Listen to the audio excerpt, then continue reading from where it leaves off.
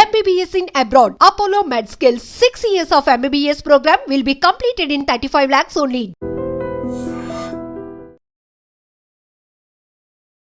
Sir operation Sindoor జరిగి ఇప్పటికి 2 months గడిచిపోయింది సార్. మనమేమో ఒక యుద్ధాన్ని గెలుచుకున్నాము, విజయాన్ని మాత్రమే చూడాలి అనుకుంటున్నప్పుడు వస్తున్నటువంటి డౌట్స్ ఉన్నాయి సార్. యాక్చువల్గా మనకి ఎంత నష్టం జరిగింది, ఎన్ని ఫైటర్ జెట్లు కూలిపోయాయి? Operation Sindoor will restart.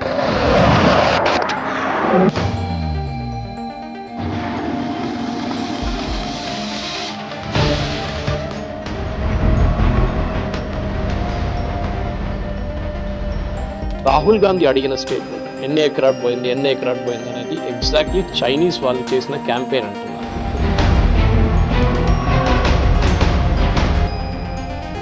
ఇక అన్ని మార్క్డ్ ఇమేజెస్, లేనిపోయిన ఇమేజెస్, పాత క్రాష్ ఇమేజెస్ అని తీసి ఏదో రఫాల్ పడిపోయింది.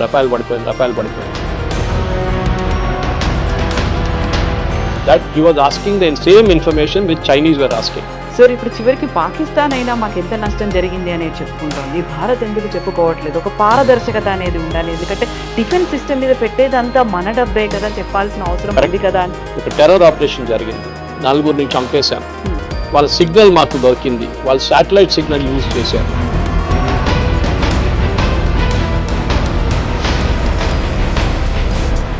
మనం కూడా చెప్పారు అనుకోండి, ఎస్ వాళ్ళు రఫేల్ కొట్టారు, లేకుంటే మనం కొట్టాము, ఇట్లా జరిగిందంటే వాళ్ళు నెక్స్ట్ టైం వాళ్ళకి అర్థమైపోతుంది.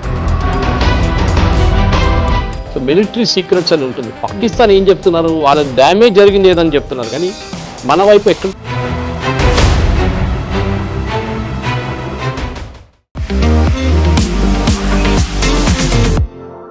నమస్తే, నేను Kavitha. Welcome to I dream news and నిజాలు.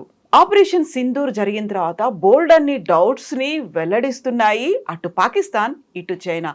అక్కడ ఫైటర్ జెట్లకి ఎలాంటి నష్టం జరిగింది, భారతదేశం ప్రయోగించినటువంటి రఫేల్ని మేము కూల్చేసాము అని పాకిస్తాన్ చెప్తుంటే చైనా కూడా అదే వాదనని వినిపిస్తోంది. At the same time Lashkare Taiba commander Hafiz సయీద్ని మేము అప్పగిస్తాము అనేటువంటి మాట ఎందుకని బిలావల్ భుట్టో ఇప్పుడు చేస్తున్నారు.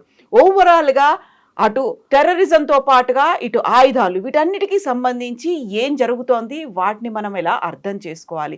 మనతో పాటుగా ఉన్నారు senior journalist and political analyst Suresh Kochattil గారు. సార్ నమస్తే. సార్ ఆపరేషన్ సింధూర్ జరిగి ఇప్పటికి 2 months గడిచిపోయింది సార్. మనమేమో ఒక యుద్ధాన్ని గెలుచుకున్నాము, విజయాన్ని మాత్రమే చూడాలి అనుకుంటున్నప్పుడు వస్తున్నటువంటి డౌట్స్ ఉన్నాయి సార్. యాక్చువల్గా మనకి ఎంత నష్టం జరిగింది, ఎన్ని ఫైటర్ జెట్లు కూలిపోయాయి, అందులో సుఖాయిలు ఉన్నాయా, ఇవన్నీ ఉన్నాయి కదా సార్. యాక్చువల్గా ఎలా చూస్తున్నారు దీన్ని? ఆన్సర్స్ ఇవ్వాల్సిన అవసరం ఉందా లేదంటారా? ఒక ఎయిర్క్రాఫ్ట్ కూలి కింద పడినప్పుడు దాని డెబ్రీ ఎక్కడానికి కనిపించాలి కదా.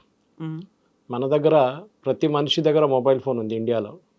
ఎక్కడ పడినా కానీ వాడు వెళ్ళి ఫస్ట్ షాట్లు తీసుకుంటారు. మీరు చూసుంటారు, క్రాష్ అయినప్పుడు ఏదైనా మనం పెద్ద ఎయిర్క్రాఫ్ట్ కాకుండా చిన్న ఎయిర్క్రాఫ్ట్ కూడా మన హకీంపేట్ వైపు నుంచో ఎక్కడైనా క్రాష్ అయితే కూడా, ఇప్పుడు జరగలేదులే రీసెంట్లీ, మంచిది, ముందు జరుగుతుంటే వెళ్ళి అందరు వీడియో తీసుకుంటారు. పంజాబ్ వైపు కానీ రాజస్థాన్ వైపు కానీ అది అక్కడే పడాలి కదా, పడిచ్చి ఎందుకు ఫోటోలు కనిపించట్లేదు? సో ఆబ్వియస్లీ ఎయిర్క్రాఫ్ట్ కూలిపోయింది అంటున్న దాని కాదు, ఎయిర్క్రాఫ్ట్లో జరిగిన లోపాల వల్లే జరిగిందని చెప్పి డస్సా నిన్న ఒక స్టేట్మెంట్ ఇష్యూ చేశారు, వాళ్ళ అఫీషియల్ స్టేట్మెంట్. వాళ్ళకి ప్రతి ఎయిర్క్రాఫ్ట్ కీ వాళ్ళ దగ్గర ఉంది, ఫిజికల్ కీ కాదు, ఒక డిజిటల్ కీ ఉంది వాళ్ళ దగ్గర. ఎందుకంటే ఏదైనా లోపం వస్తే రిమోట్లీ కూడా వాళ్ళు సాఫ్ట్వేర్ అప్డేషన్ కానీ మిగతా అన్ని వాళ్ళు అక్కడి నుంచి చేస్తుంటారు, ఫ్రాన్స్ నుంచి. ఇప్పుడు మనం చూసాం, మన F-35 తీసుకొచ్చారు, ల్యాండ్ చేయించారు ట్రివాండ్రంలో, ఫ్యూయల్ అని చెప్పారు, దాని తర్వాత హైడ్రాలిక్ ఇష్యూ అని చెప్పారు. లాస్ట్ ఇప్పుడు 25 రోజుల తర్వాత 22 రోజుల తర్వాత దాన్ని ఇప్పుడు హ్యాంగర్లో తీసుకెళ్ళి రిపేర్ చేయడానికి బ్రిటిష్ టెక్నీషియన్స్ అందరు వచ్చారు. ఇట్లాంటి సాఫిస్టికేటెడ్ ఎయిర్క్రాఫ్ట్, అది సుఖాయ్ ఉండొచ్చు, పాత జాగ్వార్ ఉండొచ్చు, ఇప్పుడు కూడా మన దగ్గర జాగ్వార్ ఉంది, అది పాత డసా వాళ్ళు తయారు చేసింది అది కూడా. అండ్ దెన్ ఇప్పుడు కొత్త ఉన్న వెర్షన్ రఫేల్ ఉంది మన దగ్గర. ఎయిర్క్రాఫ్ట్లో ఎప్పుడు ఏం జరుగుతుందంటే, ఇప్పుడు జరిగిన దాంట్లో కూడా చాలా క్లియర్గా ఏం చెప్తాం, ఒక ఎయిర్క్రాఫ్ట్కి ఏదో డ్యామేజ్ జరిగింది, వాళ్ళు యూజ్ చేసిన వాళ్ళు ఫ్యాక్టరీసైడ్. ఫ్యాక్టరీసైడ్ అంటే ఫ్యామిలీ కూడా ఒకరిని చంపినప్పుడు ఫ్యాక్టరీసైడ్ అంటారు, నాన్నగారు అబ్బాయి ఆ నాన్నగారిని చంపినప్పుడు ఫ్యాక్టరీసైడ్ అంటారు దాన్ని. At the same time army పార్లెన్స్లో ఫ్రెండ్లీ ఫైర్ అంటారు దాన్ని. అంటే మనం గుర్తుంటుంది మీకు, కార్గిల్ వార్ టైంలో కూడా, దానికన్నా తర్వాత కూడా మనకు 2-3 ఇన్స్టెన్సెస్లో అభినందన్తో జరిగిన ఒక ఎన్కౌంటర్, ఆ టైంలో మనకు హెలికాప్టర్ ఒకటి క్రాష్ అయింది మనది. 5-6 మంది చనిపోయారు. పెద్ద హెలికాప్టర్, రష్యన్ హెలికాప్టర్. దాంట్లో ఫ్రెండ్లీ ఫైర్, అది మన తరఫు నుంచి కొట్టిన మిసైల్ వెళ్ళి కొట్టిందన్నమాట దాన్ని. ఆ పైలట్స్ ఇద్దరు ఉంటారు కదా దాంట్లో, వాళ్ళు ఆ హెలికాప్టర్ని ఆ రేంజ్లో ఆ ఏరియాలో తీసుకురాకూడదు, ఎందుకు తీసుకొచ్చారు, ఆ మిసైల్ వచ్చి మన దాని మీద కొట్టింది. ఎందుకంటే మిసైల్స్ అనేది హీట్ సీకింగ్ మిసైల్స్ ఉంటుంది. ఒకసారి ఫైర్ చేసినప్పుడు మిసైల్స్ ఏదైనా హీట్ సీకింగ్ ఇంజిన్ ఏదైనా ఉంటే దాన్ని ఎంట పడుతుంది అనమాట. సో ఆబ్వియస్లీ జరిగింది అప్పుడు. ఈసారి ఏం జరిగిందో మనకు తెలియదు. సో డస్సా ఏమంటున్నారు, 17,000 ఫీట్లో ఏదో ఒక ఇష్యూ జరిగింది, వీఆర్ ఇన్వెస్టిగేటింగ్ అంటున్నారు. రఫాల్ కూడా ఒక డసాల్ట్, అంటే ఈ కంపెనీ తయారు చేసే కంపెనీ పేరు డసా ఏవియేషన్. వాళ్ళు అంటున్నారు మేము ఇన్వెస్టిగేట్ చేస్తున్నాం, ఏదో జరిగింది, we don't know what happened, crash ఏం జరగలేదు అని చెప్తున్నారు. చైనీస్ ఎంబసీస్ వరల్డ్ వైడ్, ఇది మన స్టేట్మెంట్ కాదు, this is the French company statement, వీళ్ళు కావాలని చెప్పి మా మీద ఒక క్యాంపెయిన్ నడిపిస్తున్నారు చైనా. ఎందుకంటే చైనా ఇదే ఎయిర్క్రాఫ్ట్ చాలా కంట్రీస్కి అమ్మడానికి ట్రై చేస్తున్నారు. ఆల్రెడీ పాకిస్తాన్ వాళ్ళకి దొరికారు, ఎందుకంటే వాళ్ళ దగ్గర డబ్బులు లేవు, ఎవరు వాళ్ళకి ఎయిర్క్రాఫ్ట్ ఇవ్వరు, రష్యన్స్ ఇవ్వరు, కానీ యూఎస్ వాళ్ళు కూడా ఇవ్వరు వాళ్ళకి. ముందు F-16 ఎందుకు ఇచ్చారంటే ఆఫ్ఘనిస్తాన్లో ఫైట్ చేయడానికి ఇచ్చారు. దాంట్లో స్పెసిఫిక్ కండిషన్ కూడా ఏం పెట్టారంటే to fight terrorist in Afghanistan అని చెప్పి ఎయిర్క్రాఫ్ట్ ఇచ్చారు, ఇంకా దేనికి వాడకూడదు అని చెప్పి. అప్పుడు కూడా మన వ్యతిరేకంగా వాడుకుంటున్నారు వాళ్ళు, కానీ వాళ్ళు చూపించేదని మేము చైనీస్ ఎయిర్క్రాఫ్ట్ వాడుకుంటున్నాం అని చూపిస్తున్నారు. ఈ కేసులో కూడా మనకి ఒక యుద్ధం జరిగితే లాస్ ఉంటుంది. Let us be very practical about it. ఈ రాహుల్ గాంధీ అడిగిన స్టేట్మెంట్ ఎన్ని ఎయిర్క్రాఫ్ట్ పోయింది అనేది ఎగ్జాక్ట్లీ చైనీస్ వాళ్ళు చేసిన క్యాంపెయిన్ అంటున్నారు. అది ఇప్పుడు మనం చెప్పట్లేదు. Again డసా aviation is saying it that Chinese embassies, Chinese world wide వాళ్ళ మార్కెటింగ్ టీమ్స్ ఏం చేశారంటే అన్ని మార్క్డ్ ఇమేజెస్, లేనిపోయిన ఇమేజెస్, పాత క్రాష్ ఇమేజెస్ అన్ని తీసి ఏదో రఫాల్ పడిపోయిందని. వీళ్ళేమంటున్నారు, పడిపోయింది అంటున్నారు కదా, చూపియండి మాకు ఒక వీడియో చూపియండి, ఇండియా వైపు నుంచి తీసిన ఒక వీడియో మాకు చూపియండి. పాకిస్తాన్ వైపు పడుతుంది అనుకోండి, పాకిస్తాన్ వైపు మీరు చూపించచ్చు కదా, మీకు ఏం లేదు, అక్కడ కూడా మీరు మాఫ్డ్ ఇమేజెస్ చూపిస్తున్నారు. ఫస్ట్ ఆఫ్ ఆల్ మన ఎయిర్క్రాఫ్ట్ బార్డర్ క్రాస్ చేయలేదు, ఇటువైపునే ఉండేది. ఏదో టెక్నికల్ ఇష్యూ జరిగింది, 17,000 ఫీట్ అని చెప్తున్నారు వాళ్ళు చాలా క్లియర్గా. ఎందుకంటే ఫైటర్ ఎయిర్క్రాఫ్ట్ దానికన్నా పైన కూడా వెళ్తుంది చాలా మటుకు హైట్లో, కానీ ఏదో జరిగింది. వెరీ స్ట్రేంజ్లీ దాంట్లో నిన్న జరిగిన ప్రెస్ నోట్లో ఒక వర్డ్ యూజ్ చేశారు, ట్రైనింగ్ ఫ్లైట్ అంటున్నారు. So I was wondering, war జరిగే టైంలో ట్రైనింగ్ ఫ్లైట్ ఏంటనేది. సో అది కూడా ఒక క్లారిఫికేషన్ రావాల్సి వస్తుంది అనమాట. సో ఎయిర్ మార్షల్ భారతి అప్పుడు ప్రెస్ కాన్ఫరెన్స్ టైంలో చాలా క్లియర్గా చెప్పారు, losses are a part of the war, జరుగుతుంది. బంగ్లాదేశ్ వార్లో మన వైపు, అప్పుడు బంగ్లాదేశ్ వైపు మనకు ఎక్కువ ఎయిర్క్రాఫ్ట్ మనం కోల్పోలేదు, కానీ పాకిస్తాన్ వైపు మనం ఆల్మోస్ట్ 70 ఎయిర్క్రాఫ్ట్లు పోయినాయి మనది. చాలా పెద్ద వార్ ఉండేది, చాలా రోజులు నడిచింది 71 వార్. సో ఆ 71 వార్లో మనకు ఎట్లా అప్పుడు కూడా నష్టాలు ఉంటాయి. ఏ యుద్ధం జరిగినా కానీ సోల్జర్స్ చనిపోతారు, ఎయిర్క్రాఫ్ట్ దెబ్బతింటుంది, నేవల్ అసెట్స్ మీద అటాక్ ఉంటుంది, అన్నీ జరుగుతుంది. కానీ మినిమైజ్ చేయడానికి ట్రై చేస్తారు ఏ ఆర్మీ అని. కానీ ఇప్పుడు యుక్రెయిన్ రష్యా వార్ చూడండి, 1,00,000 మంది ఇక్కడ చనిపోయారు, 1,00,000 మంది అక్కడ చనిపోయారు. We are not talking civilians, army. ఆలోచించండి, ఆర్మీ అంటే ఆర్మ్ ఫోర్సెస్ అని చెప్పొచ్చు వాళ్ళది, మెయిన్లీ వాళ్ళ ఆర్మీయే, ఎందుకంటే నేవల్ అసెట్స్ ఎక్కువ ఏరియాలు లేవు అన్నమాట. సో ఈ ప్రాబ్లం మన దగ్గర ఎక్కడ జరిగిందంటే రాహుల్ గాంధీ కానీ మిగతా వాళ్ళు అడిగేదే స్టేట్మెంట్ చైనా అడుగుతున్నారు. సో రఫాల్ ఏమంటున్నారంటే, డసా ఏమంటున్నారు, కావాలని చెప్పి చైనా వాళ్ళ ఏజెంట్ని కూడా ఎంప్లాయ్ చేసుకున్నారు దీంట్లో. రఫాల్ అని అడుగుతున్నారు. ఎందుకంటే రఫాల్ ఈ ఎయిర్క్రాఫ్ట్ని చాలా నేషన్స్కి అమ్మారు ఆల్రెడీ. ఈజిప్ట్, ఖతార్ వీళ్ళందరూ కొనుక్కున్నారు, కొత్త నేషన్స్కి అమ్ముతున్నారు. సో ఎక్కడైనా డౌట్ వచ్చింది అనుకోండి, ఇప్పుడు చైనీస్ ఎయిర్ డిఫెన్స్ సిస్టమ్ ఇచ్చారు, అజర్బైజాన్కి ఇచ్చారు, పాకిస్తాన్కి ఇచ్చారు, పని చేయలేదు. దాన్ని చూసాం కదా, మనం ఈజీగా కొట్టేసాం మొత్తం వాళ్ళ ఎయిర్ డిఫెన్స్ సిస్టమ్. ఇప్పుడు నెక్స్ట్ ఒక కంట్రీకి ఎలాంటి వాళ్ళు తీసుకోరు. అదే టైంలో మన బ్రహ్మోస్ ఇంత ఎఫెక్టివ్గా మనం యూజ్ చేసినప్పుడు ఏమైందంటే, ఆల్రెడీ ఫిలిపీన్స్ మన దగ్గర నుంచి 2 బ్రహ్మోస్ కొనుక్కున్నారు, 2 బ్యాటరీస్లో చాలా మటుకు మిసైల్స్ ఉంటుంది ఎక్స్ట్రా. 2 బ్యాటరీస్ కొనుక్కు ఇప్పుడు ఇంకా 2 అంటున్నారు. ఇప్పుడు చాలా మటుకు కంట్రీస్ గ్రీస్ అడుగుతున్నారంట మన వైపు నుంచి కావాలని చెప్పేసి. సో మేము అమ్మొచ్చు అది. Even though it's Russian joint venture రష్యాతోని, కానీ మనకు 51% స్టేక్ ఉంది. So we have a higher say in that అనమాట. ఈ జరిగిన దాంట్లో కూడా చాలా క్లియర్గా ఏంటంటే, ఒక యుద్ధం జరిగినప్పుడు మెచ్యూరిటీ మెయింటైన్ చేసుకోవాలి పొలిటికల్ పార్టీస్. మన వైపు నుంచి చూస్తున్న బీజేపీ వైపు నుంచి దానికోసం బీజేపీ కానీ మిగతా పార్టీస్ కూడా, ఈవెన్ శరద్ పవార్ లాంటి పార్టీ కానివ్వండి, మిగతా ఈవెన్ మమతా బెనర్జీ కూడా వాళ్ళు ఎక్కువ లొల్లి చేయలేదు. రాహుల్ గాంధీ ఒక్కరే కన్సిస్టెంట్గా సరెండర్ అని చెప్తున్నారు. సరెండర్ అంటే మీ ఆర్మీ సరెండర్ అయ్యారనమాట. మోదీ కాదు, మోదీ పేరు చెప్తున్నాడు కానీ it's obviously army whereas nobody surrendered. అందరికి తెలుసు ఎవరు డీజీఎంఓ కాల్ చేశారో, పాకిస్తాన్ డీజీఎంఓ మనకు కాల్ చేశారని చెప్పి ఎన్నోసార్లు వాళ్ళే చెప్తున్నారు. మా నూర్ఖాన్ ఎయిర్ బేస్ మొత్తం పోయిందని వాళ్ళే చెప్తున్నారు. 4 F-16 పోయింది అంటున్నారు, వాళ్ళకి అవాక్స్ పోయింది అంటున్నారు వాళ్ళు. ఇదంతా వాళ్ళు ఇచ్చిన స్టేట్మెంట్స్. బ్రహ్మోస్ కొట్టినప్పుడు మాకు 30 సెకండ్లే ఉండే రియాక్ట్ చేయడానికి అని చెప్పారు. చెప్పిన తర్వాత కూడా మన వైపు నుంచి రాహుల్ గాంధీ కన్సిస్టెంట్గా అటాక్ చేస్తున్నా అర్థం కావట్లేదు. ఇప్పుడు అర్థమైంది. ఎందుకంటే చైనీస్ వాళ్ళు ఉపయోగించిన one of the agents of China was Rahul Gandhi obviously. ఎందుకంటే చాలా క్లియర్గా తెలిసిపోయింది that he was asking the same information with Chinese were asking. Chinese వాళ్ళు అడుగుతున్న అదే ఇన్ఫర్మేషన్ రాహుల్ గాంధీ ఎక్కడ పడ్డది చెప్పండి మాకు, అప్పుడు తెలిసిపోతుంది కదా చెప్తే. కానీ చెప్పరు మన వాళ్ళు. ఏ జరిగినా కానీ ఆర్మీలో ఎయిర్ ఫోర్స్లో అన్లెస్ పబ్లిక్ ఏరియాలో వచ్చి పడింది అనుకోండి, అప్పుడు they will give a statement. కానీ పబ్లిక్ ఏరియాలో ఎక్కడ ఏం పడలేదు. ఆ ఎయిర్క్రాఫ్ట్ పాసిబిలీ తిరిగి వచ్చిందో, తిరిగి వస్తున్నప్పుడు రన్వేలో దిగిందో లేదో, ఏదో డ్యామేజ్ అయిందో ఏదో అయి ఉంటుంది. సో దానికోసం Rafale says 1 aircraft is out of service. వాళ్ళు యూజ్ చేసిన వర్డ్ అది, out of service. So if it is right of, it is right of, simple. Otherwise వాళ్ళు రీప్లేస్ చేస్తారంటే దాన్ని రీప్లేస్ చేస్తారు రేపు. ఇది మన కారు కొనేటప్పుడు ఉంటుంది, ఒక సంవత్సరం లోపల పని చేయకపోతే బాగా మొత్తం చాలా పెద్ద ప్రాబ్లం ఉంటే దాన్ని మెయింటెనెన్స్ చేయకపోతే దాన్ని రిటర్న్ చేసేస్తారు. ఇప్పుడు మనం చూసాం ట్రివాండ్రంలో వచ్చిన ఎయిర్క్రాఫ్ట్ కూడా అదే. ఫస్ట్ వాళ్ళు ఏమన్నారు, లో ఫ్యూయల్ అన్నారు. లో ఫ్యూయల్ తర్వాత చూస్తే హైడ్రాలిక్ అన్నారు. హైడ్రాలిక్ కోసం వాళ్ళ హెచ్ఎంఎస్ ప్రిన్స్ ఆఫ్ వేల్స్ నుంచి ఒక హెలికాప్టర్ క్రూని తీసుకొచ్చారు. వాళ్ళు ట్రై చేస్తారు, వాళ్ళతో కాలేదు. మళ్ళీ వాళ్ళు రిటర్న్ వెళ్ళిపోయారు. మళ్ళీ కొత్త టీం మొన్న వచ్చారు, ఒక 40 మంది వచ్చారు వాళ్ళు రిపేర్ చేయడానికి. సో ఇదేదో చిన్న ఎయిర్క్రాఫ్ట్ కాదు. ఇదే కార్ రిపేర్ చేయడమో లేకుంటే ఒక 2 వీలర్ రిపేర్ చేయడం కాదు. ఇది $100 million ఎయిర్క్రాఫ్ట్ అంటే ఆలోచించండి దాని యాక్చువల్ రేట్ ఎంత ఉంటుంది మన ఇండియన్ కరెన్సీలో. సో ఆబ్వియస్లీ దీన్ని ఒక మెచ్యూర్ వేగా డీల్ చేయాల్సి వస్తుంది. ఇజ్రాయెల్లో చూడండి, ఇజ్రాయెల్లో వాళ్ళు ఇంతమంది ఇవాళ కూడా వాళ్ళు 4 సోల్జర్స్ని కోల్పోయారు, 5 ఇవాళ యంగ్ పీపుల్, 19-20 సంవత్సరాల ఉన్న సోల్జర్స్ గాజాలో. సో వాళ్ళు అడగరు, వాళ్ళ అపోజిషన్ పార్టీస్ అడగరు ఎక్కడ పడ్డారు అది చెప్పండి, మాకు ఎక్కడ పడ్డది ఇక్కడ చెప్పండి. మిసైల్స్ వచ్చి వాళ్ళ మీద కూడా పడ్డది కదా, హైఫాలో పడ్డది, టెలవీవ్లో పడ్డది. కానీ వాళ్ళు రియాక్ట్ కాలేదు, వాళ్ళు పాజిటివ్గా రియాక్ట్ అయ్యారు. సరే పడ్డది, డ్యామేజ్ అయింది, we are taking care of it, finished, matter ends. ఇక్కడ అది కాదు, మాకు ఎన్ని ఎయిర్క్రాఫ్ట్ పోయింది చెప్పండి, ఎన్ని ఎయిర్క్రాఫ్ట్ పోయింది. స్పెసిఫిక్గా ఎయిర్క్రాఫ్ట్ ఒక్కటే అడుగుతున్నారు, పాకిస్తాన్ వైపు ఎన్ని పోయిందని అడగట్లేదు మన వాళ్ళు. రాహుల్ గాంధీ కానీ మిగతా కొన్ని ఆపోజిషన్ పార్టీ వాళ్ళు పాకిస్తాన్ది ఎన్ని ఎయిర్క్రాఫ్ట్ పోయింది మాకు చెప్పండి అని చెప్తే మేము మళ్ళీ అదొక ఇంకొక లాజిక్ ఉంటుంది దానికి, అది లేదు. Anyway as of now డసా is taking care of it. మన ఎయిర్ ఫోర్స్ అయితే మాట్లాడరు దాని గురించి. సింధూర్ కూడా అయిపోయింది, కానీ పాకిస్తాన్ వైపు నుంచి ఇంకా స్టేట్మెంట్లు వస్తూనే ఉన్నాయి. మా వైపు జరిగింది ఇది, రఫాల్ మాది బ్రహ్మోస్ కొడితే మాకు 30 సెకండ్లో ఉండే అని చెప్తున్నారు. అది కాకుండా నూర్ఖాన్ ఎయిర్ బేస్ కానివ్వండి, జకోబాబాద్ కానివ్వండి, మిగతా ఎయిర్ ఫోర్స్ బేస్ మీద జరిగిన వాళ్ళ డ్యామేజ్ కూడా నిన్ననే మొన్న 3 రోజుల క్రితం ఒక ఫార్మర్ సీనియర్ సిఐఏ ఏజెంట్ ఏం చెప్పారంటే దట్ వాళ్ళ న్యూక్లియర్ వెపన్స్కి ఒక అమెరికన్ జనరల్ దగ్గర ఉందంట, who is స్టేషన్డ్ in Islamabad.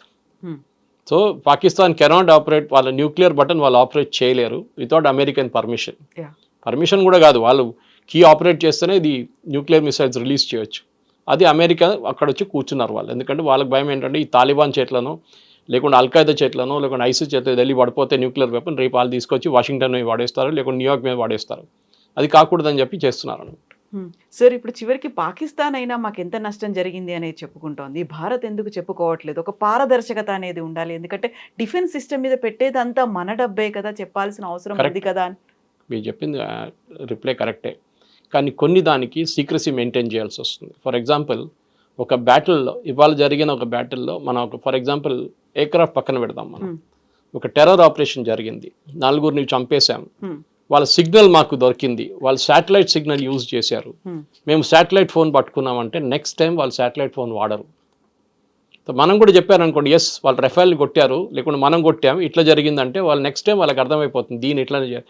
So military secrets అని ఉంటుంది. పాకిస్తాన్ ఏం చెప్తున్నారు, వాళ్ళ డ్యామేజ్ జరిగింది ఏదని చెప్తున్నారు, కానీ మన వైపు ఎక్కడ డ్యామేజ్ జరగలేదు. మనకు చూసాం మనం చాలా క్లియర్గా. మన వైపు వచ్చిన ఒక్క మిసైల్ కూడా 2-3 మిసైల్ సివిలియన్ ఏరియా మీద పడ్డది, ఒకటి సర్గోదా ఎయిర్ బేస్ మీద పక్కన వెళ్ళి పడ్డది, ఎయిర్ బేస్ మీద పడలేదు అది. సో పాకిస్తాన్ మన యాకాక్ గన్స్ అంటారు, అంటే యాంటీ ఎయిర్క్రాఫ్ట్ గన్స్ నుంచి S-400 దాకా చాలా బాగా పనిచేస్తుంది. మల్టీలేయర్ డిఫెన్స్ సిస్టమ్, దాంట్లో మనం చూసాం చాలా మటుకు ఎట్లా పనిచేస్తుంది అది. దాని క్లారిటీ కూడా చాలా మంది మనం టీవీలో చూసాం రాత్రిపూట. 5-6 మిసైల్స్ వెళ్ళి ఉంటుంది అక్కడిక్కడ, that is okay, it's still Akash Teer పనిచేస్తుంది బాగానే. కానీ డ్యామేజ్ జరిగింది అన్ని పబ్లిక్ డొమైన్లో చెప్పక్కర్లేదు. It is a protracted war, అంటే చాలా రోజులు నడిచిన యుద్ధం అంటే అప్పుడు చెప్పొచ్చు ఇంతమంది చనిపోయారు, ఇంతమంది ఎయిర్క్రాఫ్ట్ పోయింది, ఇన్ని నేవల్ అసెట్స్ మీద అటాక్ జరిగింది, ఇంత ఆర్మీ వాళ్ళు చనిపోయారని చెప్పి అప్పుడు చెప్తాం. కార్గిల్లో చెప్పాం కదా, Hmm. కార్గిల్లో ఏ నష్టం జరిగింది అందరికీ తెలుసు. కార్గిల్లో వాళ్ళ ఎంతమంది పోయారని చెప్పి చాలా క్లియర్గా మనం అక్కడ గ్రేవ్స్ కూడా తయారు చేసాం వాళ్ళ కోసం. విజయ్ దివస్లో we celebrate those days with the fallen soldiers martyrs కోసం. ఈ కేసులో మనం చెప్పక్కర్లేదు, ఎందుకంటే we are holding lot of proprietary information. Next surgical strike అప్పుడు చెప్పలేదు, ఇది ప్రిసిషన్ స్ట్రైక్, ఇది కూడా చెప్పలేదు అని చెప్పరు, ఎప్పుడు చెప్పరు. ఎందుకంటే మీరు సర్జికల్ స్ట్రైక్లో మేము ఇట్లా కొట్టామని చెప్తే నెక్స్ట్ టైం వాళ్ళు రెడీగా ఉంటారు దానికోసం. యూ షుడ్ నెవర్ సే మేము పాకిస్తాన్ ఎట్లా కొట్టామని మన వాళ్ళు ఇప్పుడు కూడా చెప్పట్లేదు. నూర్ఖాన్ బేస్ ఎట్లా కొట్టామని చెప్పట్లేదు, జకోబాబాద్ ఎట్లా కొట్టామని చెప్పట్లేదు, కైరానా హిల్స్ దగ్గర ఏం చేసాం మనం చెప్పట్లేదు. So we are not speaking. అది maturity of an army is there. Israel వాళ్ళు ఇంత పెద్ద క్యాంపెయిన్ చేశారు ఇరాన్ మీద, వాళ్ళు మొత్తం ఇన్ఫర్మేషన్ ఇచ్చారు బయట, ఎక్కడ ఇవ్వలేదు. అటాక్ చేసాం, బాంబ్ చేసాం. యూఎస్ కూడా B2 బాంబర్స్ తీసుకెళ్ళాం, కొట్టాం. డ్యామేజ్ అంతా జరిగింది, సబ్స్టాన్షియల్ డ్యామేజ్, అంతే అంతే. పిక్చర్స్ ఎవరైనా దొరకచ్చు. Today you can go to any international thing, వాళ్ళు శాటిలైట్ పిక్చర్స్ మీకు ఇస్తారు. పాకిస్తాన్కి 10 నిమిషాలు పడుతుంది ఆ శాటిలైట్ పిక్చర్ కొనడానికి. దాని నుంచి వాళ్ళకి క్లియర్గా తెలిసిపోతుంది ఏమైనా మన ఎయిర్క్రాఫ్ట్ కింద పడితే దాని విజువల్స్ ఉంటుంది దాంట్లో. ఏ విజువల్స్ లేదు, ఎక్కడ లేదు. సో మనం సీక్రసీ మెయింటైన్ చేయాలి, చాలా ఇంపార్టెంట్. అన్నీ పబ్లిక్ డొమైన్లో చెప్పక్కర్లేదు. ఓకే, మనుషులు చనిపోతే క్లియర్గా తెలిసిపోతుంది, ఎందుకంటే మనం వీ హోల్డ్ ఒఫీషియల్ ఫ్యూనరల్స్. నిన్ననే పాకిస్తాన్ ఒక కార్గిల్లో చనిపోయిన ఒక సోల్జర్ని మేము బాడీ తీసుకోమని చెప్పిన వాళ్ళకి నిన్న వాళ్ళు విక్టరీ పరేడ్లో వాళ్ళు ఒక మెడల్ ఇచ్చారంట ఆయనకి, చనిపోయిన ఆయనకి. First the refuse to accept his body from India. మన వైపు నుంచి మనమే దాన్ని బరీ చేసాం అన్నమాట బాడీని. అట్లాంటి మనుషులు వాళ్ళు, మన అట్లా కాదు. మన ఫాలన్ సోల్జర్స్ని మనం ఎప్పుడు రెస్పెక్ట్ ఇస్తాం, వాళ్ళ ఫ్యామిలీకి బాడీ అక్కడ పంపిస్తాం, అన్నీ జరుగుతుంది. ఈసారి కూడా చూసాం మనం అది జరిగిందంతా. పహల్గామ్లో జరిగింది కానివ్వండి, మిగతా అన్ని ప్లేసెస్లో కూడా we take care of our soldiers very well. అది ఉంది. అసెట్స్ ఎక్కడైనా పోయిందంటే చాలా క్లియర్గా ఎయిర్ మార్షల్ భారతి వర్డ్ కూడా యూజ్ చేశారు, all our pilots are safe. ఎప్పుడైనా ఎయిర్క్రాఫ్ట్ ఫ్లయింగ్ టైంలో ఏదైనా ప్రాబ్లం వచ్చినప్పుడు సార్ట్అవుట్ చేయకపోతే దాన్ని సార్ట్అవుట్ చేయలేము అని. ఎందుకంటే పైలట్ దగ్గర మైక్రో సెకండ్స్ ఉంటుంది, 5-10 సెకండ్లో డిసైడ్ చేయాల్సి వస్తుంది ఏం చేయాలని. ఇంజిన్ పని చేయట్లేదు, ఇంజిన్ ఫ్లేమ్ అవుట్ అయిపోయింది, లేకుంటే ఏవియానిక్స్ పోయింది, ఇంకా ఎయిర్క్రాఫ్ట్ని కంట్రోల్ చేయలేము. వాళ్ళు లాస్ట్ మినిట్ దాకా ల్యాండింగ్ ట్రై చేస్తారు మళ్ళీ తీసుకొచ్చి ల్యాండ్ చేయడానికి. కానీ అది కూడా కాకపోతే ఏం చేస్తారంటే the instruction to all the pilots is eject.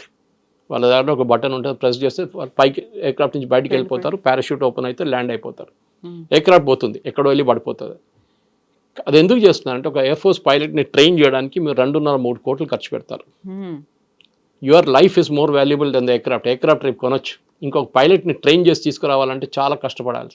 మన దగ్గర ట్రైన్ చేస్తారు హకీంపేటలో. ఫస్ట్ అక్కడ ఫిక్స్ వింగ్ ఉంది, దిండిగల్లో ఫిక్స్ వింగ్ ఉంది, హకీంపేటలో హెలికాప్టర్ డివిజన్ ఉంది మన దగ్గర. సో ట్రైనింగ్ కోసం చాలా ఖర్చు పెట్టిన డబ్బులు వాళ్ళ ఎక్స్పీరియన్స్ అయినప్పుడు they have to save that life అన్నమాట. దానికోసం చూడండి లాస్ట్ మినిట్ దాకా వాళ్ళు ట్రై చేస్తారు, కాకపోతే ఎజెక్ట్ చేసేస్తారు వాళ్ళు.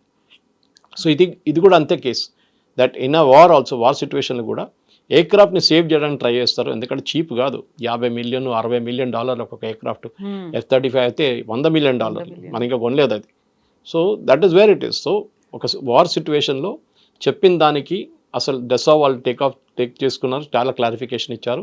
మన వైపు నుంచి కూడా అక్కడిక్కడ కాకుండా మనం స్టేట్మెంట్లు ఇచ్చాం. మన CDS అనిల్ చౌహాన్ గారు కానీ, మన ఎయిర్ ఫోర్స్ చీఫ్ కానీ, మన ఒక అటాచ్ కూడా ఒక ప్రెస్ కాన్ఫరెన్స్ చేశారు, ప్రెజెంటేషన్ చేశారు.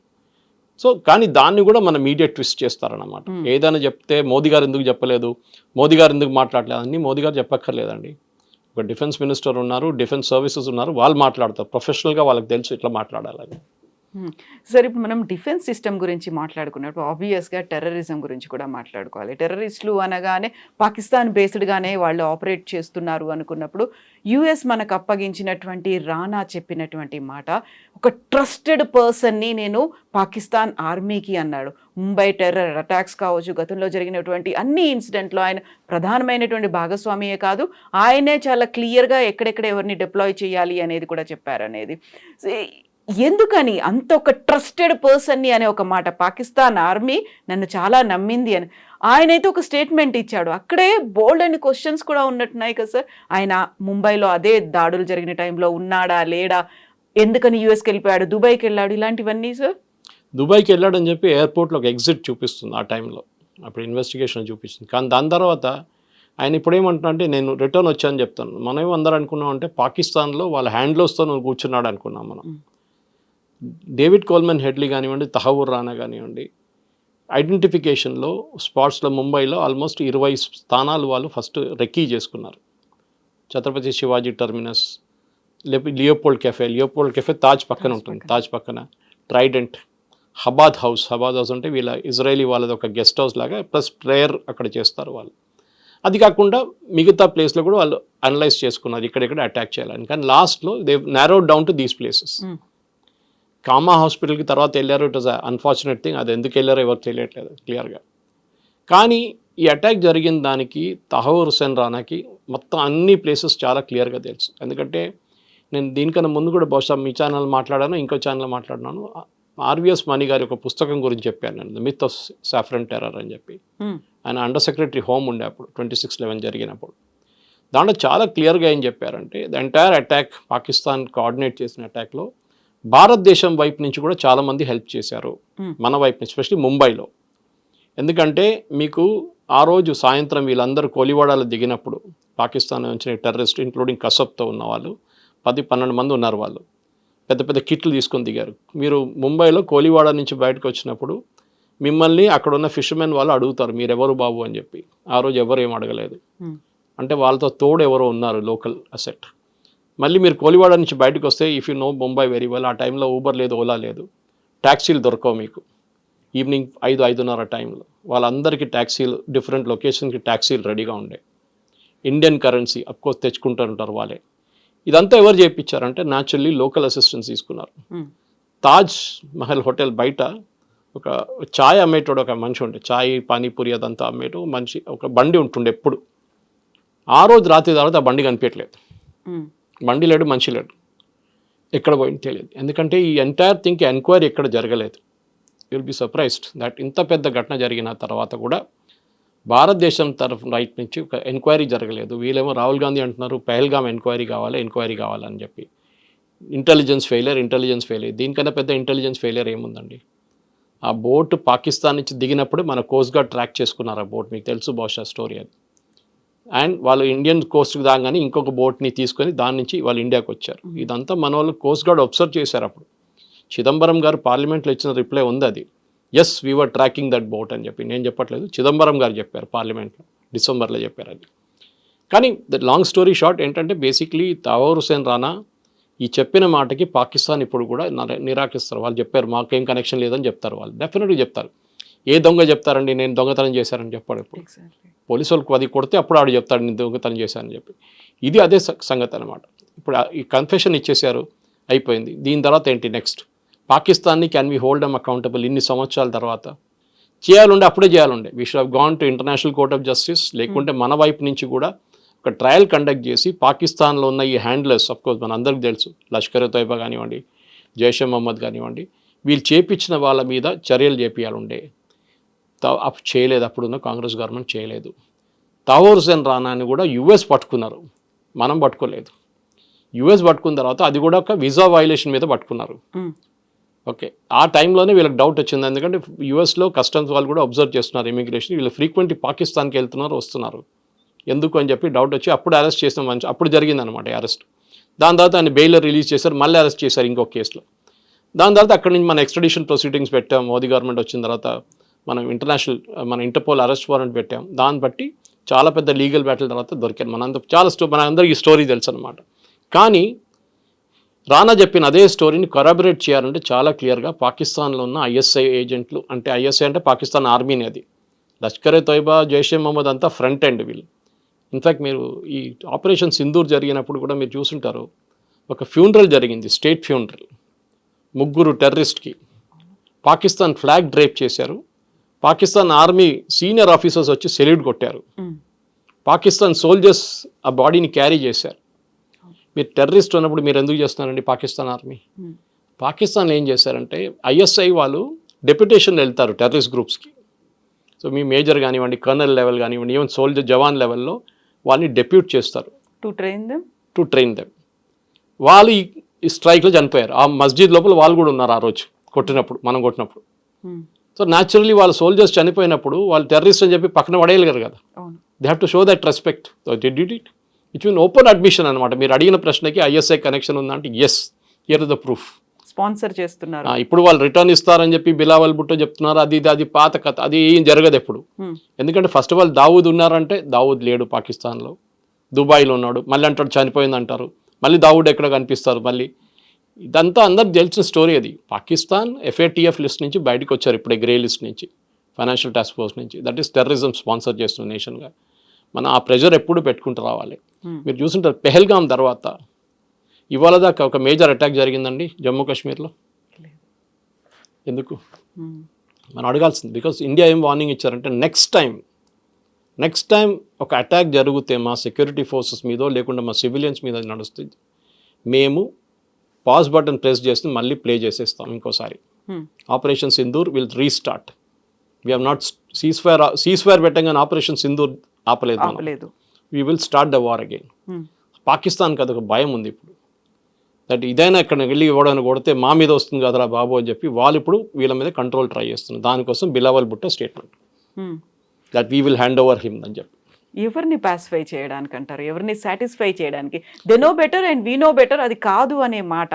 అందులో హఫీజ్ సయీద్ కొడుకు కూడా అంటున్నాడు ఆయన ఎవరు మా నాన్నని ఇవ్వడానికి అనే మాట. ఇంతకీ హఫీజ్ సయీద్ ఎక్కడున్నాడు? జైల్లో ఉన్నాడా, ఫ్రీగా తిరుగుతున్నాడా అనేది.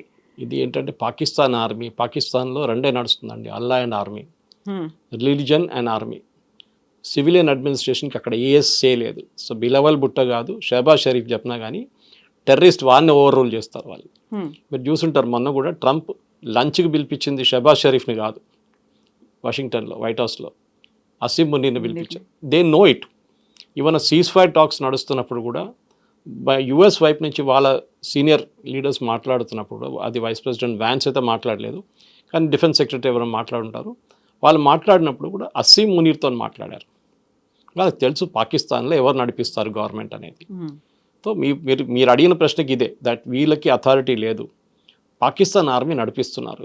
ఇది ఎందుకు చెప్తున్నారంటే ఒక ఇంటర్నేషనల్ కన్జంప్షన్ చెప్తున్నారు. చూడండి మేము ఇంత ఓపెన్గా ఉన్నాం, మేము మా దగ్గర టెర్రరిస్ట్ ఉంటే మేము ఇచ్చేస్తూ ఉంటున్నాం, కానీ భారతదేశం ఒప్పుకోవట్లేదు అనే మాట కూడా అన్నాడు. అదే కదా మన వద్దంటామా, మనం వద్దంటామా? వీళ్ళేమంటారు అప్పుడు ఇంకేదో కండిషన్ పెడతారు దానికి, అరే మీ వైపు ఉన్న RSS వాళ్ళని మాకు ఇచ్చేయమంటారు. అది అన్నీ వస్తుంది అట్లాంటి కండిషన్. మనకు తెలుసు ఇదంతా ఎక్కడ వేర్ ఇట్ లీడ్స్ టు అని తెలిసిపోతుంది. సమజ్దార్కు ఇషారాయ్ కాఫీ అంటారు హిందీలో.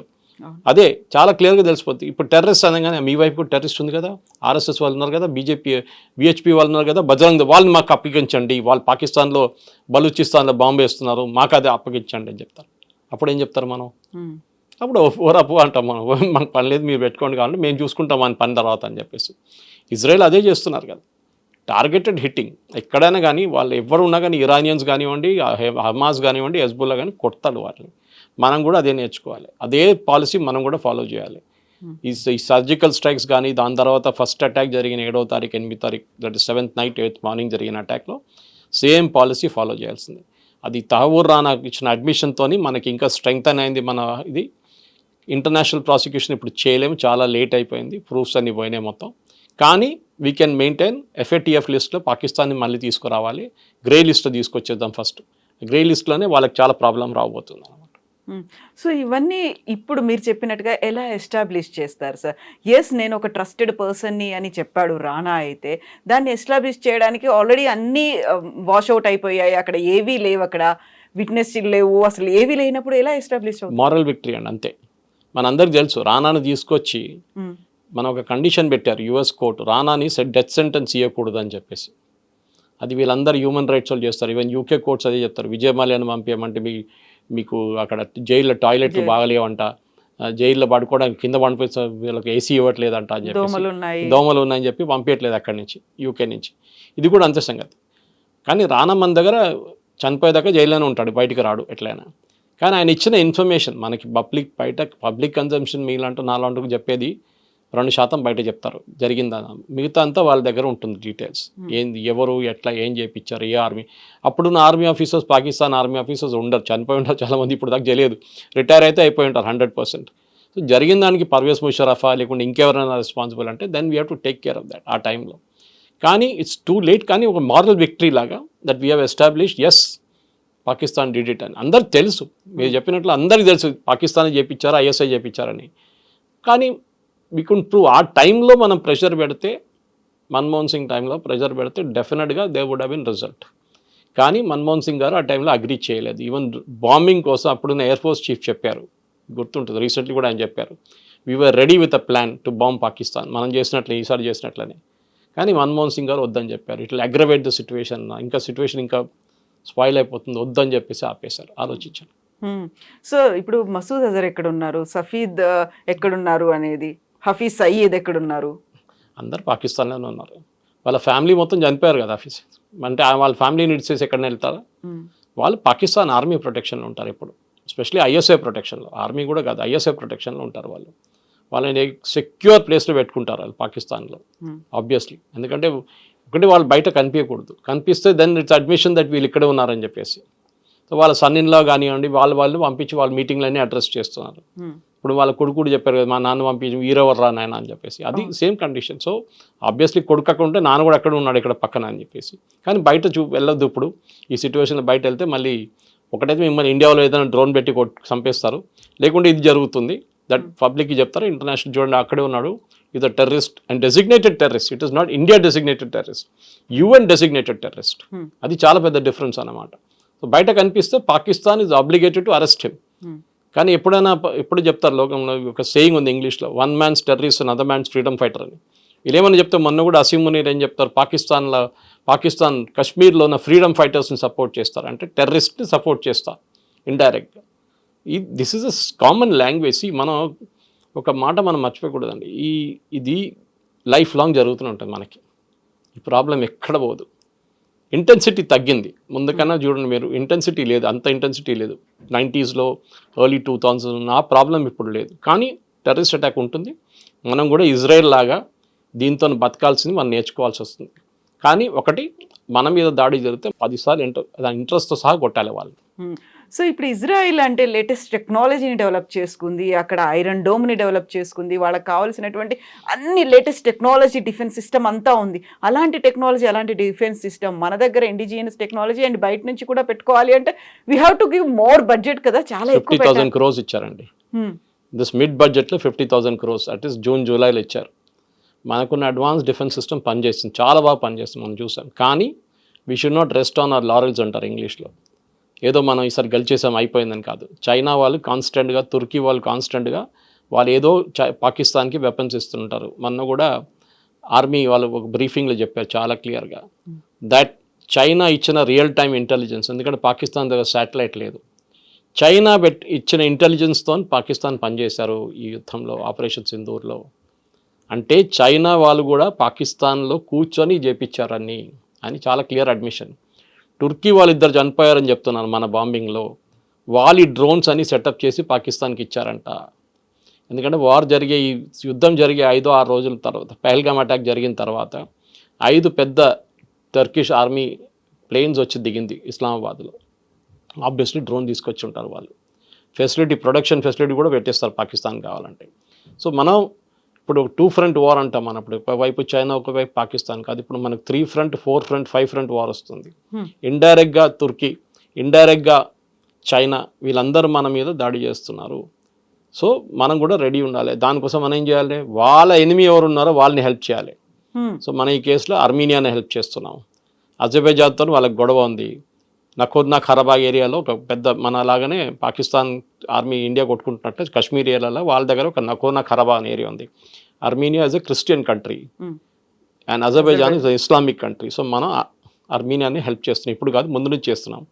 బహుశా మనకు ఒక ఎయిర్ ఫోర్స్ బేస్ కూడా ఉంది అక్కడ, ఎవరు చెప్పట్లేదు, మాట్లాడలేదు దాని గురించి. లాంగ్ బ్యాక్ న్యూస్ ఉండే ఒక టైంలో that we have an air force base in Armenia అని చెప్పి. అది కాకుండా ఇప్పుడు మోదీ గారు మన గ్రీస్కి వెళ్ళారు. We offered our entire defence cooperation. గ్రీస్కి తుర్కీకి పడదు, తుర్కీ వాళ్ళ పెద్ద ఏరియా ఆక్యుపై చేసుకున్నారు గ్రీస్ వాళ్ళది. వాళ్ళకి ఇప్పుడు దాకా డిఫెన్స్ ప్యాక్ట్ కింద వాళ్ళకి ఏం దొరకట్లేదు, నేటో అని చెప్పుకుంటారు వాళ్ళందరూ, కానీ యాక్చువల్ హెల్ప్ ఏం రావట్లేదు. Whereas Turkey is a NATO member. So obviously మనం కూడా గ్రీస్ని వెళ్ళి హెల్ప్ చేయాల్సింది. అండ్ నిన్న కూడా పేపర్లో ఒక రిపోర్ట్ వచ్చింది that India is offered to give unspecified number of missiles, అంటే పేరు లేదు, మిసైల్స్ ఇవ్వబోతున్నాం. భయం ఉంటే చాలు టర్కీకి, దట్ ఇండియా మిసైల్స్ అక్కడ వచ్చి కూర్చున్నది, వాళ్ళు బ్రహ్మోస్ పంపించారో, ఆకాష్ తీర్ పంపించారో, అగ్ని పంపించారో మనకు తెలియదు, కానీ అక్కడ ఉందని చెప్తే దే గెట్ అ మెసేజ్, మీరు పాకిస్తాన్ హెల్ప్ చేస్తే మేము ఇక్కడి నుంచి మిమ్మల్ని కొడతామని చెప్పేసి.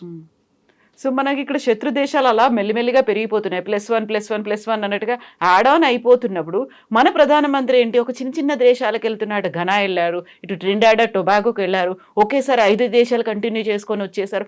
అంత అవసరమా అని వచ్చేటువంటి మాటలకు ఏం చెప్తారు మీరు?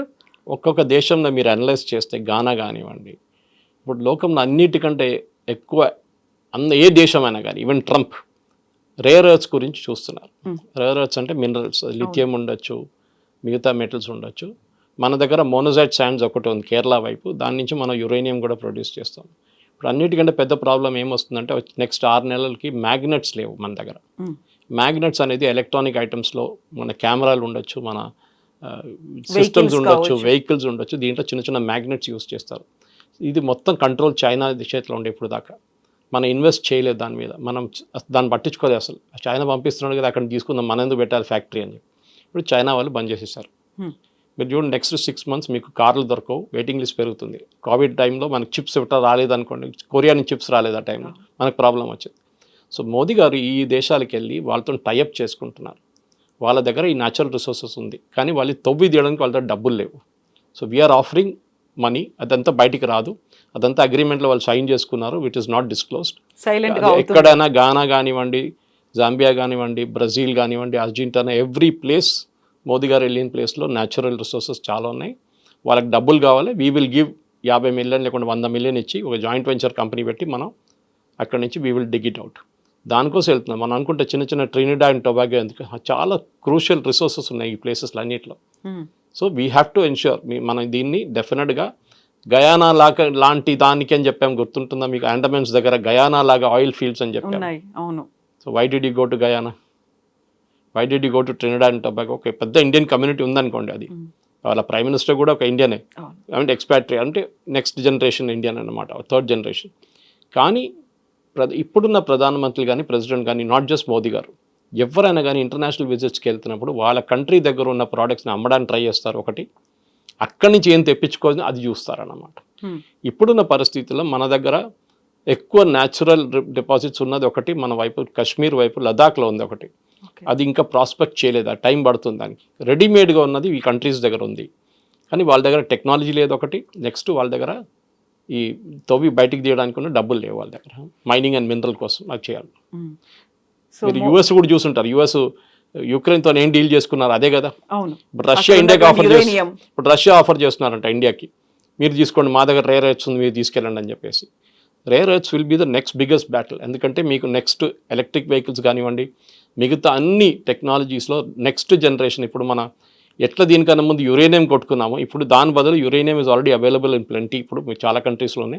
నెక్స్ట్ రేర్ ఎర్త్స్ కావాలంటే నేను చెప్పిన ఈ మ్యాగ్నెట్స్ కానీ మిగతా అన్ని ఐటమ్స్కి we will have to start ఇండియాలో. ఇప్పుడు ఆల్రెడీ నిన్న అనౌన్స్ చేశారు ఒక స్కీము పిఎల్ఐ కింద, that India will start making magnets ఇక్కడే అని చెప్పేసి. అది కాకుండా కోలార్ గోల్డ్ ఫీల్డ్స్లో కూడా మోదీ గారు నిన్న క్యాబినెట్ పర్మిషన్ ఇచ్చారంట, దట్ అక్కడ కూడా తవ్వి న్యాచురల్ మినరల్స్ ఉంది తీయమని చెప్పారంట. అక్కడ ఇన్ని జరుగుతున్నాయి సార్, అటు విదేశాలకు వెళ్తున్నారు, అక్కడ వాళ్ళతో ఒప్పందాలు అవుతున్నాయి, ఇక్కడ స్వదేశంలో జరుగుతోంది.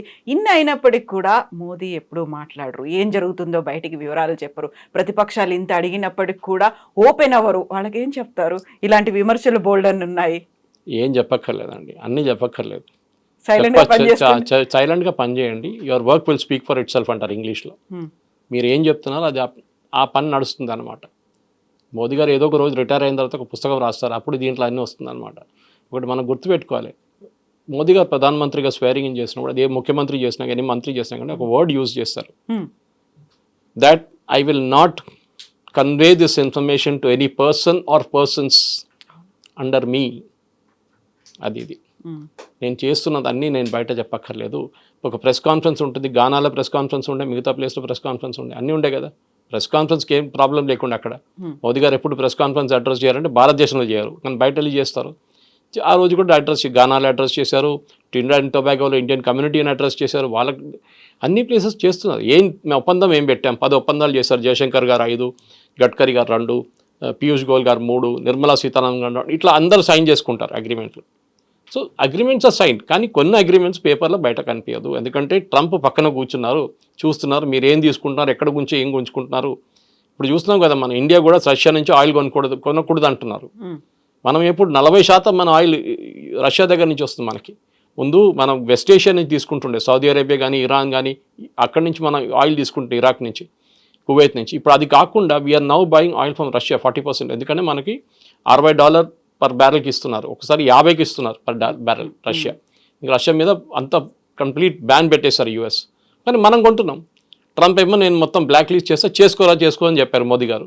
ఏం కావాలో చేసుకొని చెప్పారు, కానీ చేయరు, భయం ఉంది. ఇప్పుడు కూడా ఇష్యూ చేసిన లిస్టు మీరు చూసుంటారు, నిన్న ఒక పెద్ద లిస్టు ఇష్యూ చేశారు ట్రంప్. 17 దేశాలు 16 దేశాలు ఉన్నాయి దాంట్లో. దట్ మీన్ టారిఫ్ 40 నుంచి 30 థాయిలాండ్ ఉంది దాంట్లో, జపాన్ ఉంది దాంట్లో, కొరియా ఉంది దాంట్లో. పెద్ద పెద్ద దేశాలు, at least Japan and Korea are big names అనమాట. కానీ భారతదేశం పేరు లేదే దాంట్లో. ఎవరు అడగట్లేదు ఎందుకు ఆపోజిషన్ వాళ్ళు. రాహుల్ గాంధీ ఏమంటారు, మోదీ గారు ఏదో సీక్రెట్ అగ్రిమెంట్ చేసుకున్నారు యూఎస్తోనని. ఇంటర్నేషనల్ టారిఫ్, ఇంటర్నేషనల్ ట్రేడ్లో మనం బయట ఎక్కువ మాట్లాడకూడదు. మనం ఏం చేయాలంటే చుప్చాప్ చేయించుకొని మన అడ్వాంటేజ్ తీసుకొచ్చి మనం రిటర్న్ వచ్చేసేయాలి అంతే. మనది ఒక్కటే స్టిక్కింగ్ పాయింట్ ఏంటంటే మన బియ్యం అక్కడ అమ్మడానికి మన ఎస్పెషలీ మన అగ్రికల్చర్ ప్రొడ్యూస్ పెద్ద ప్రాబ్లం ఉంది. యూఎస్ సబ్సిడీ ఇస్తారు వాళ్ళ ఫార్మర్స్కి, మనం సబ్సిడీ ఇస్తాం మన ఫార్మర్స్కి.